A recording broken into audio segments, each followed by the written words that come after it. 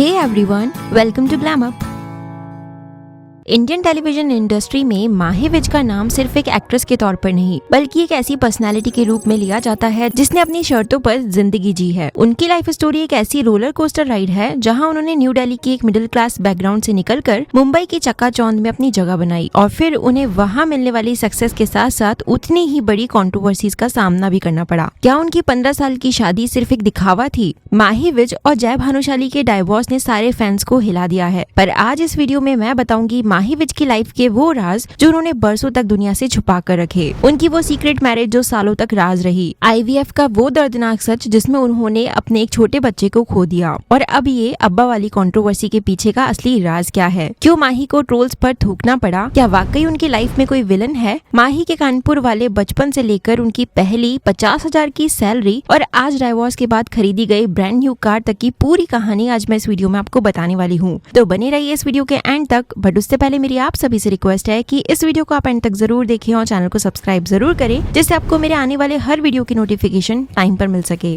माही विज का जन्म 1 अप्रैल 1982 को न्यू दिल्ली की एक पंजाबी फैमिली में हुआ था। उनकी फैमिली में उनके पापा विनोद विज, माँ सुषमा विज और उनकी एक बहन शिल्पी भी है। माही अपने मदर के बहुत क्लोज रही है और जब उनकी माँ को ब्रेन स्ट्रोक हुआ था तब माही पूरी तरह टूट गई थी, लेकिन फिर भी उन्होंने एक पिलर की तरह अपनी फैमिली को संभाला। माही ने अपनी पूरी स्कूलिंग दिल्ली के लीलावती विद्या मंदिर स्कूल से कंप्लीट की। उनका बचपन न्यू दिल्ली के वाइब्रेंट कल्चर में बीता, लेकिन उनका एक बड़ा हिस्सा कानपुर से जुड़ा रहा है जहाँ उनका ननिहाल हुआ करता था। उनके इंटरव्यूज से पता चलता है कि कानपुर उनके लिए सिर्फ एक शहर नहीं बल्कि यादों का एक खजाना है। गर्मियों की छुट्टियों में कानपुर जाना उनका सबसे पसंदीदा काम था। वहाँ वो अपने कजिन्स के साथ मिलकर पेड़ों पर चढ़ना, फालसा और जामुन तोड़ना और दिन भर खेलना पसंद करती थी। इतना ही नहीं, माही बताती है कि रात को मच्छरदानी के अंदर बैठकर भूत की कहानियां सुनना उनका फेवरेट पास टाइम था और पूरा परिवार एक साथ वक्त बिताता था। माही ने अपने इंटरव्यू में बताया है कि वो एकेडमिक्स में बहुत ज्यादा ब्रिलियंट नहीं थी। उन्होंने कन्फेस किया है कि वो पढ़ाई में इतनी कमजोर थी कि उन्होंने सिर्फ 10th तक की एजुकेशन पूरी की और वो 12th तक नहीं पहुँच पाई। हालांकि उनकी पॉपुलैरिटी स्कूल में काफी थी, खास करके लड़कों के बीच उनका एक अलग ही क्रेज था। उनका पहला क्रश और पहली डेट भी उसी टाइम में हुई थी, जिसे वो आज भी याद करके मुस्कुराती है। उनके पेरेंट्स ने हमेशा उन्हें सपोर्ट किया, लेकिन उन्हें ये अंदाजा नहीं था कि उनकी बेटी एक दिन इतनी बड़ी स्टार बन जाएगी। जब माही सिर्फ 17 साल की थी तब उन्होंने अपने सपनों को पूरा करने के लिए मुंबई जाने का फैसला किया। दिल्ली का सुकून छोड़कर मुंबई की भागम भाग वाली जिंदगी में कदम रखना आसान नहीं था। वहाँ के स्टार्टिंग डेज उनके लिए काफी मुश्किल भरे रहे। माही बताती है कि तब वो एक ऐसे PG में रहती थी जहाँ ओनर एक एक्स्ट्रा रोटी, दूध या चाय के लिए भी अलग से पैसे चार्ज करते थे। एक ऐसा टाइम भी था जब उनके पास घर का रेंट भरने के लिए पैसे नहीं होते थे। तब वो मॉडलिंग और ऑडिशंस के लिए वर्ली तक का सफर पैदल या लोकल ट्रेन से किया करती थी।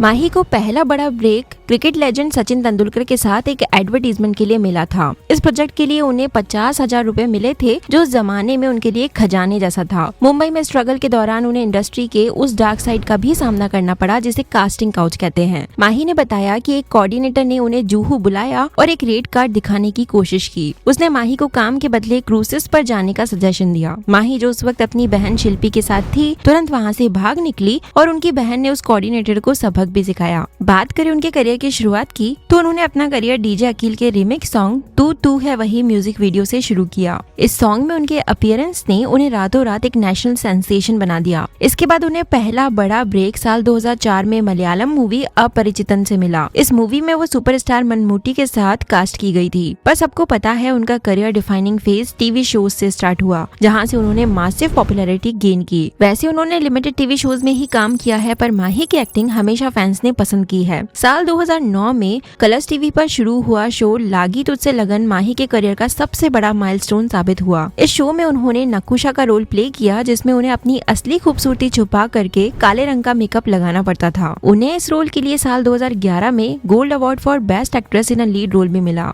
बात करें उनकी लव लाइफ की तो माही विज और जय भानुशाली पहली बार एक कॉमन फ्रेंड की कार्ड पार्टी में साल 2009 में मिले थे और जय को माही पहली ही नजर में पसंद आ गई थी, लेकिन माही ने उन्हें 3 महीने तक भाव नहीं दिया। जय ने हमेशा कहा है कि माही उनकी पहली सीरियस गर्लफ्रेंड थी। इसके बाद माही और जय ने 11 नवंबर साल 2011 को एक सीक्रेट कोर्ट मैरिज की और उन्होंने अपनी शादी लगभग 1 साल तक मीडिया और फैन से छुपा कर रखी। शादी की सच्चाई तब सामने आई जब माही एक पार्टी में मंगलसूत्र पहने हुए दिखाई दी। बाद में साल 2014 में उन्होंने वेगस में फिर से डेस्टिनेशन वेडिंग की जो क्रिश्चियन ट्रेडिशन के अकॉर्डिंग हुई थी। अपनी शादी से पहले माही और जय साल 2013 में नच बलिए 5 में ट्रॉफी अपने नाम कर चुके थे। इस शो ने उनके बॉन्ड को ऑन स्क्रीन और ऑफ स्क्रीन दोनों जगह पॉपुलर बना दिया, पर एक रियलिटी शो से जुड़ी उनकी कंट्रोवर्सी काफी वायरल रही। साल 2016 में खतरों के खिलाड़ी 7 के दौरान शो होस्ट अर्जुन कपूर के साथ उनकी और जय की टकरार हेडलाइंस में रही। एक स्टंट के दौरान जब अर्जुन ने जय और माही को एक दूसरे के खिलाफ खड़ा कर दिया तो इमोशंस काफी हाई हो गए थे और इसी वजह से दोनों के बीच काफी आर्गुमेंट्स हुए थे।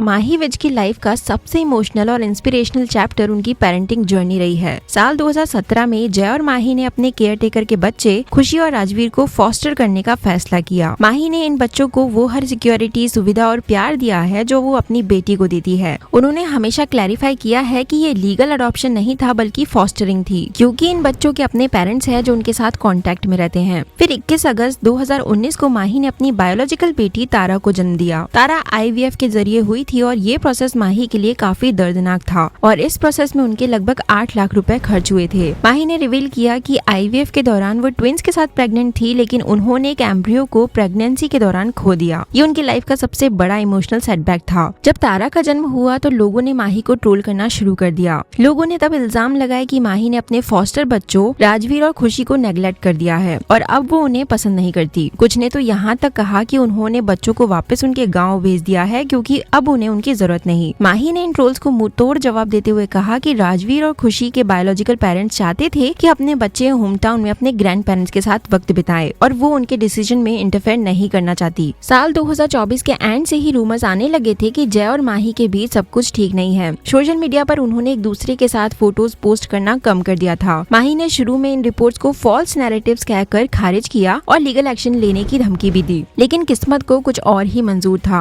4 जनवरी साल 2026 को जय और माही ने ऑफिशियली अनाउंस किया कि वो अपनी 15-16 साल पुरानी शादी को खत्म कर रहे हैं। उनका स्टेटमेंट काफी डिग्निफाइड था। जिंदगी के सफर में हम अलग रास्ते चुन रहे हैं, लेकिन एक दूसरे का साथ हमेशा देंगे। उन्होंने ये भी क्लियर किया कि उनके इस डिसीजन में कोई विलन नहीं है और वो अपने तीनों बच्चों तारा, राजवीर और खुशी की परवरिश मिलजुल कर करेंगे। डाइवोर्स के अनाउंसमेंट के बाद माही की लाइफ में कंट्रोवर्सीज का एक नया तूफान आ गया। सोशल मीडिया पर खबर उड़ी कि माही ने जैसे 5 करोड़ रुपए एलिमनी के तौर पर लिए हैं। माही ने अपने YouTube व्लॉग में इसे साफ झूठ बताया और कहा कि उनका बैंक अकाउंट खाली नहीं है और वो अपने बच्चों का ख्याल खुद रख सकती है। वहीं रेडिट पर कुछ यूजर्स ने क्लेम किया कि जय माही को चीट कर रहे हैं और वो अलीशा शेख नाम की एक कोरियोग्राफर जो उनसे 20 साल छोटी है उन्हें रेट कर रहे हैं। इसके अलावा माही ने अपने क्लोज फ्रेंड नदीम नाज को बर्थडे विश करते हुए एक पोस्ट डाला था। तब ट्रोल्स ने उन्हें रोमांटिकली लिंक करना शुरू कर दिया। कंट्रोवर्सी तब बढ़ गई जब माही ने ये कहा कि तारा नदीम को 6 साल से अब्बा बुलाती है और ये जय और उनका जॉइंट डिसीजन था। गुस्से में माही ने एक वीडियो शेयर किया जिसमें उन्होंने ट्रोल्स पर थू किया और ये कहा कि लोगों ने अब्बा जैसा पवित्र शब्द को भी गंदा कर दिया है। इतना ही नहीं, डाइवोर्स के अनाउंसमेंट के तुरंत बाद ही माही ने अपने लिए एक ब्रांड न्यू कार भी खरीदी,